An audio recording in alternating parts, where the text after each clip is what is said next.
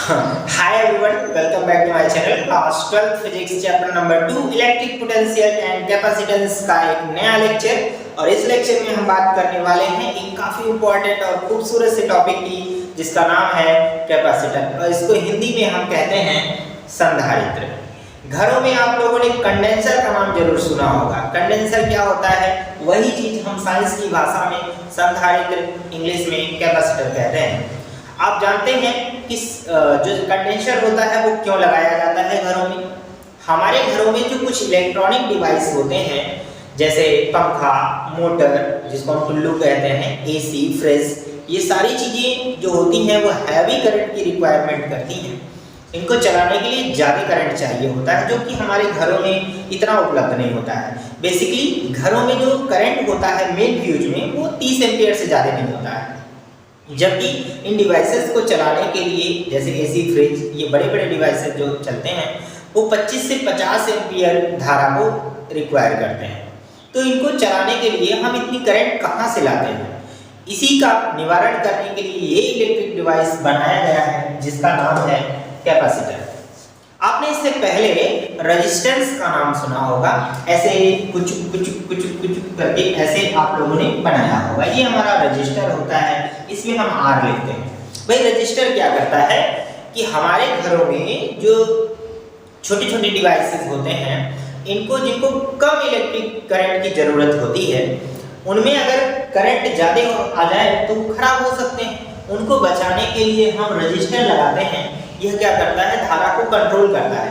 लेकिन जहाँ heavy current की रिक्वायरमेंट होती है, वहाँ पर हम ये एक सिलेंडर के आकार का एक ऐसा क्या होता है, डिवाइस होता है। इसमें दो तार ऐसे लगे होते हैं। इसी को हम क्या कहते हैं, कंडेंसर कहते हैं दोस्तों। क्या कहते हैं? कंडेंसर कहते हैं। क्या कहते हैं? कंडेंसर। घरों में कंडेंसर कहा जाता है, लेकिन यह विज्ञान की भाषा में संधारित्र या कैपेसिटर कहा जाता है। हमारे घरों में बहुत सारे इलेक्ट्रीशियन होते हैं। बहुत सारे क्या मतलब, हर घर में कोई ना कोई इलेक्ट्रीशियन जरूर होता है। जब पंखा धीरे चलने लगता है तो कहते हैं कि भैया इसका कंडेंसर बदल दो, चलने लगेगा, है ना। पापा कंडेंसर लाते हैं। अच्छा हाँ, पंखे के लिए कम वोल्टेज का कंडेंसर लाते हैं, टुल्लू के लिए और, क्योंकि उसको हैवी करंट की रिक्वायरमेंट होती है। आखिर ये कंडेंसर बनाया कैसे जाता है, आज की इस वीडियो में इन्हीं सब बातों पर चर्चा होगी। काफ़ी इंपॉर्टेंट होगा दोस्तों।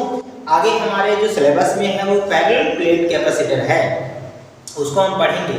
लेकिन पहले फील आना चाहिए कि कंडेंसर होता क्या है, यानी कैपेसिटर क्या होता है। ये चीज़ जब समझ जाएंगे तो फिर आपको मज़ा आएगा चीज़ों को समझने। चलिए शुरू करते हैं हम लोग और इसके कॉन्सेप्ट को समझते हैं। ठीक है, इंग्लिश में लिखूं या हिंदी में लिखूं, आप कैसा चाहोगे, हैं? मैं दोनों तरीके से बता दूंगा आप लोगों को। तो हम यहां पर लिखते हैं some electric device, some electric device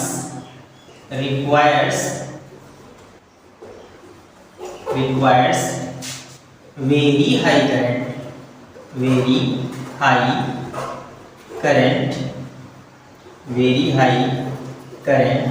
अब वेरी हाई करंट कितना, 25 से 50 एम्पियर, इतनी current. Requires very high current to start them.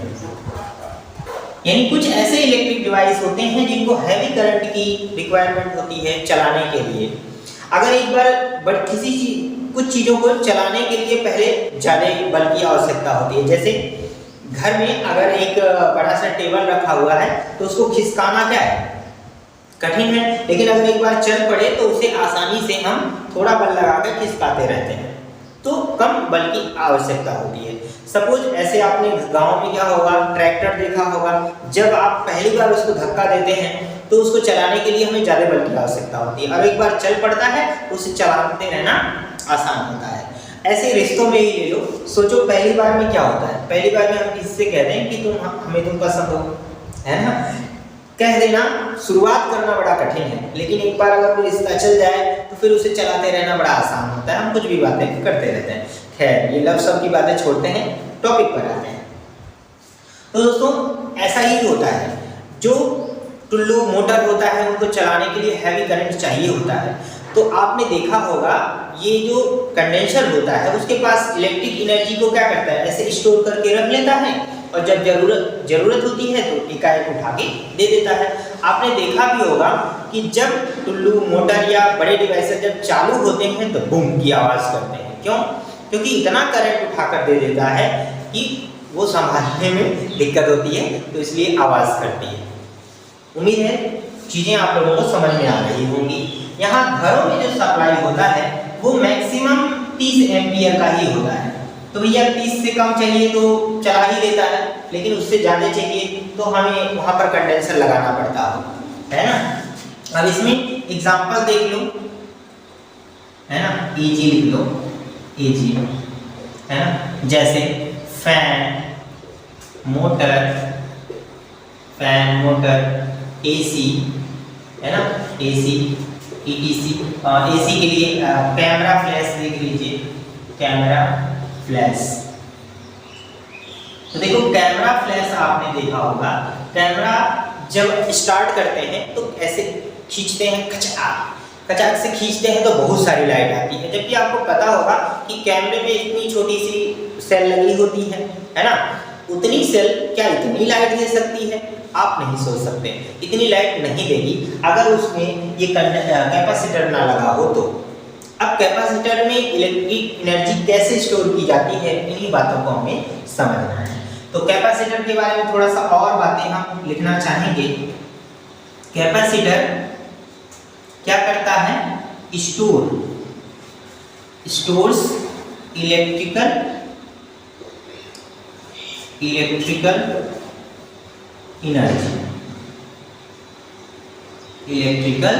Energy for the charge, यानी चार्ज के फॉर्म में क्या करता है? इलेक्ट्रिकल एनर्जी को स्टोर करता है, वैद्युत ऊर्जा को स्टोर करता है। चार्ज स्टोर करता है और इसके अंदर इलेक्ट्रिकल एनर्जी आ जाती है। अब सोचो कि हम चार्ज को अगर कहीं दे रहे हैं तो समझ लो इलेक्ट्रिकल एनर्जी दे रहे हैं, सिंपल सी बात है, इसको आप समझेंगे, ठीक है। अब होता क्या है, यह कैपेसिटर होता क्या है? Capacitor is a conductor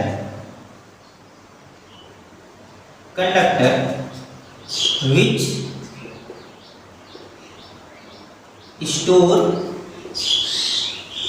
electric charge. ये इलेक्ट्रिक चार्ज को क्या करता है?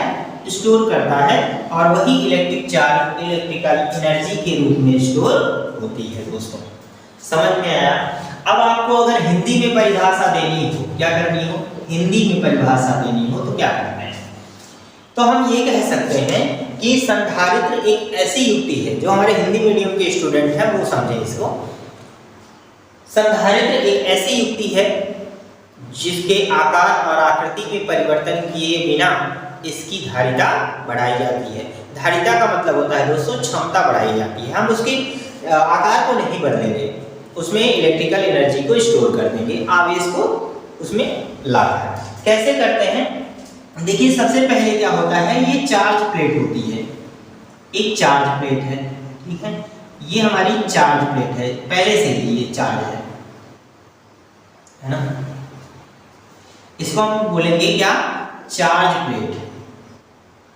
चार्ज प्लेट है।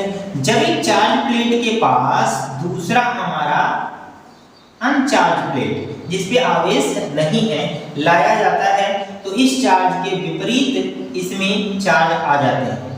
क्या होता है? इसमें विपरीत चार्ज आ जाते हैं। इसके बाद फिर हम क्या करते हैं, इसमें भरते रहते हैं, इसमें और चार्ज देंगे तो एक समय तक क्या करेगा, ये चार्ज को स्टोर करेगा, तब तक जब तक कि दोनों का चार्ज एकदम फुल ना हो जाए। लेकिन इसके बाद हमें और चार्ज की आवश्यकता जब पड़ती है तो क्या करते हैं, हम इसको पृथ्वी से कनेक्ट कर देते हैं, जिसको हम क्या करते हैं, अर्थिंग देना कहते हैं। क्या करते हैं? अर्थिंग दे देते हैं। अर्थिंग देने के बाद ये इसके अतिरिक्त जो प्लस आवेश हैं इस साइड पे वो क्या होते हैं, पृथ्वी में चले जाते हैं, जिससे हम और इसमें आवेश को क्या करते हैं, स्टोर कर सकते हैं। इसको देखो बैटरी के द्वारा हम चार्ज को देंगे, ठीक है। अच्छा, ये प्लेटें इतनी दूर नहीं होती हैं। सोचो जैसे हमारा कंडेंसर होता है इतना पतला सा, है ना, तो उसमें ऐसे दो तार निकले होते हैं, दो तार बहुत नजदीक होते हैं। तो ये प्लेटें भी क्या है, बहुत नजदीक है, बहुत नजदीक। हम केवल यहाँ पर इतना दूर दिखा रहे हैं। अब ये बातें आप लोगों ने पहले चैप्टर में ही पढ़ा होगा कि प्रेरण के द्वारा आवेशन होता है बिना टच किए, है ना। ऐसे देखो कि एक प्लेट ऐसे हम लगाते हैं, इसमें मान लो पहले से ही हमने प्लस चार्ज रखा हुआ है, तो इधर की जो प्लेट हम लगाते हैं इसमें भी भाई पहले से ही अनावेशित है।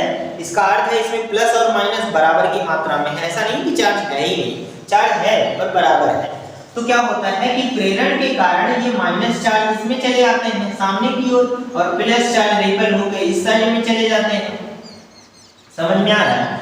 तो फिर पृथ्वी से जब कनेक्ट करते हैं तो ये प्लस चार्ज अंदर चले जाते हैं। इतनी बात तो समझ में आ ही रही होगी।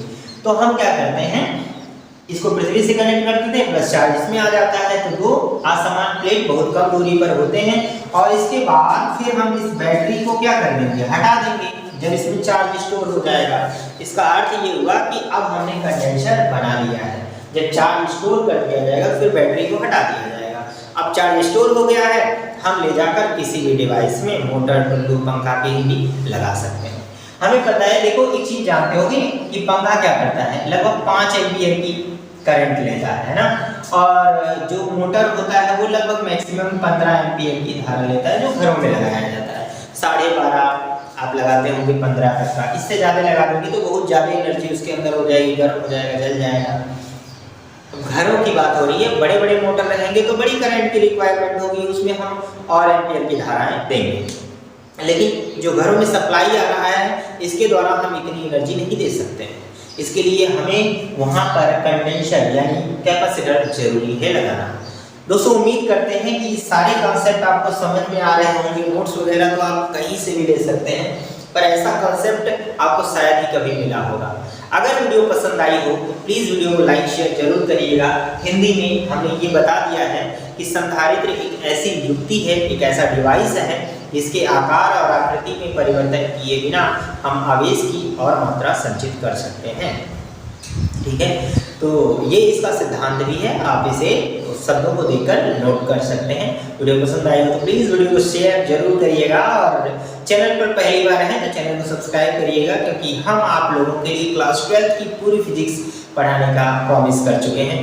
तो टाइमली सब कुछ खत्म होगा बहुत बेहतर तरीके से। All the very best.